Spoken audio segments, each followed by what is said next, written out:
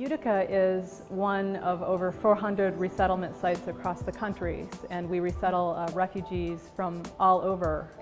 Right now, primarily from Burma, out of Thailand, some Bhutanese out of Nepal, Iraqis, Africans from either Somalia or Kenya, Sudanese. So their experiences and their stories are, vastly different, and yet kind of all the same. People that have been displaced from their countries of origin due to war or persecution, sometimes a combination of that and a natural disaster. And they've been designated as refugees. Many of them have been in camps for a decade or more.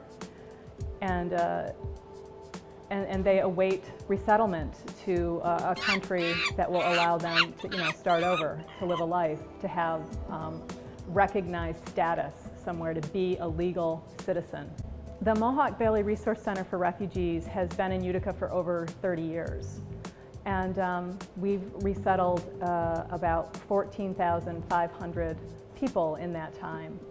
And we provide resettlement services so that when a refugee arrives in Syracuse at the airport, we pick them up and put them in a home that we've furnished, and we have food in for them and all the things that they're going to need, the basic needs to begin a life here. And then we provide case management services so that they get the proper IDs and apply for a social security number, enroll their kids in schools, establish primary care physicians, all the things that they need to do initially to start their life here. And that typically, that intense case management period takes anywhere from 90 to 120 days.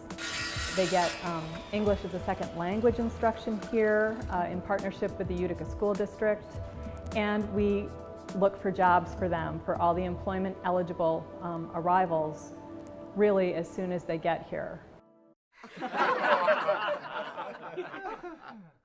Settling and integrating refugees into American communities.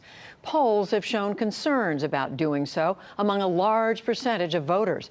Economics correspondent Paul Salmon has the story of one city in New York State that continues to offer a welcome mat and sees it as good business. It's part of his weekly series, Making Sense, which airs Thursdays. Post-industrial Utica, New York. Upstate, downtrodden, and in the heart of downtown, where the United Methodist Church used to be, a thriving mosque. In the town that loves refugees. The town that loves refugees. The town that loves refugees, who now make up 1 out of every 4 residents. Thousands are Muslims from Bosnia, refugees of the war there in the 1990s. Utica was close to Syracuse, and Tom Cruise is from Syracuse, so I was going to see Tom Cruise. Sadly for Bosnian refugee Ibrahim Rosic, no cruise. Happily, the Mohawk Valley Resource Center. We receive $1,125 federal dollars to be spent on behalf of each arriving refugee. With those dollars, says Executive Director Shelley Callahan, Happy you're here. The Refugee Center rents an apartment, furnishes it, gets the utilities turned on, and starts teaching the basics. So it's how to lock your door, how to work the stove, the thermostat, the plumbing.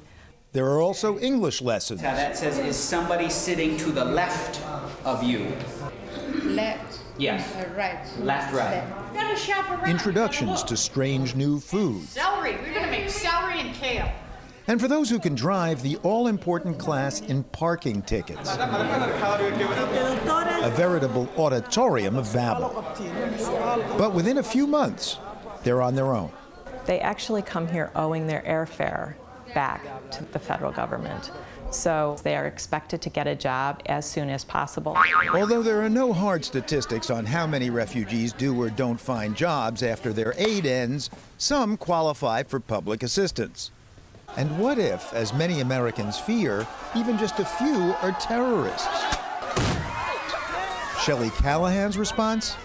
This isn't Europe. Refugees are the most intensively screened immigrants, really, to come to this country. About 2 years of intense scrutiny by the Department of Homeland Security, the FBI, ICE, Department of State. There's DNA testing involved. For our new citizens. A few weeks ago in Utica, Yusuf al-Saad joined 29 others from 15 different countries in becoming a U.S. citizen. Congratulations, your new flag.